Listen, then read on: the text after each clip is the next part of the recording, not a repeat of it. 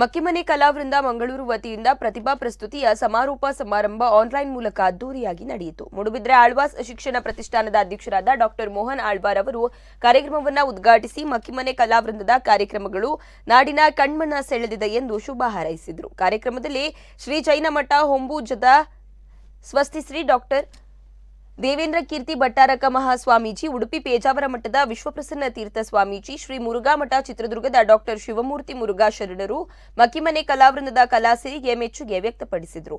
Jayashree D Jain Horanadu ಮತ್ತು ತಂಡದವರಿಂದ ನಡೆದ ಸಂಗೀತ ರಸಸಂಜೆ ಕಾರ್ಯಕ್ರಮ ಪ್ರೇಕ್ಷಕರ ಗಮನ ಸೆಳೆಯಿತು. ಕಾರ್ಯಕ್ರಮದಲ್ಲಿ ಶ್ರೀ ಕ್ಷೇತ್ರ ಧರ್ಮಸ್ಥಳದ ಹರ್ಷೇಂದ್ರ ಕುಮಾರ್, ಮೂಡುಬಿದ್ರೆ ಶಾಸಕ ಉಮಾನಾಥ್ ಕೋಟ್ಯಾನ್, ಮಾಜಿ ಸಚಿವ ಅಭಯ್ ಚಂದ್ರ ಜೈನ್ ಸೇರಿದಂತೆ ಮತ್ತಿತರರು ಉಪಸ್ಥಿತರಿದ್ದರು.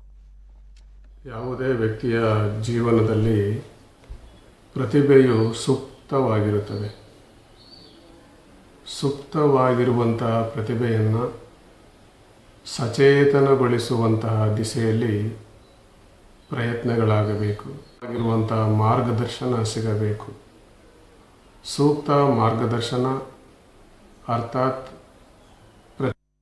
ನಮ್ಮ ಮಂಗಳೂರಿನ ಮಕ್ಕಿಮನೆ ಕಲಾವೃಂದ ಇವರು ನಡೆಸ್ತಾ ಇರತಕ್ಕಂತಹ ಪ್ರತಿಭಾ ಪ್ರಸ್ತುತಿ ಈ ಕಾರ್ಯಕ್ರಮವನ್ನು ಕುರಿತು ಕೇಳಿ ತುಂಬ ಸಂತೋಷವಾಗಿದೆ.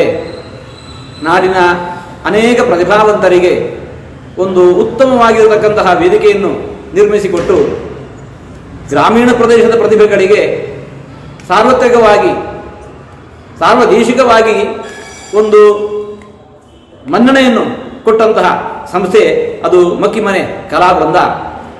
ಇದರ ಯಶಸ್ಸನ್ನು ಕಂಡು ನಾವು ತುಂಬ